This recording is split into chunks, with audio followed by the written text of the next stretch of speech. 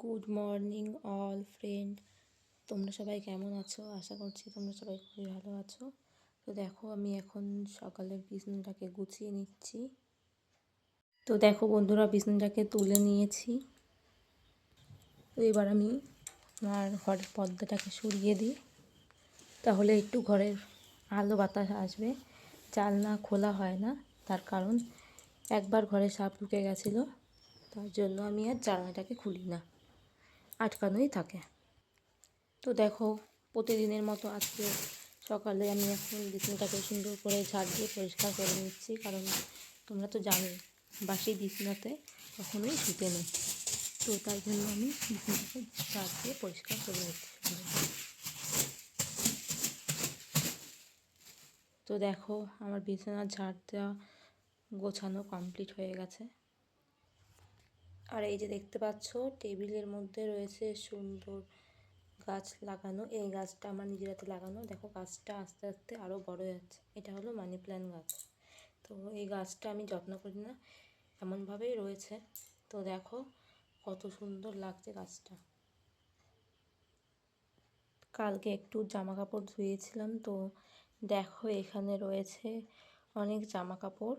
কালকে শরীরটা ভালো লাগছিল না, তাই আর গোছানো হয়নি। তো এখন আমি জামা কাপড়গুলোকে সুন্দর করে গুছিয়ে রাখবো। তোমরা দেখতে থাকো আমার ভিডিওটা। তো দেখো, এখানে একটা চাদর আর একটা বালিশের কভার ভাঁজ করে নিলাম, আর তার সাথে জামা কাপড়গুলো ভাঁজ করেছি, তোমাদের দেখাচ্ছি, দেখতে থাকো। তো দেখো, আমার এখন জামা কাপড় গোছানো কমপ্লিট হয়ে গেছে, আর চেয়ারেও আর কিছু বাকি নেই। তোমাদের আমি ভিউটা আরেকবার দেখিয়ে দিচ্ছি, দেখে নাও তোমরা। তো দেখো, আমি এখন যাচ্ছি ছাদে।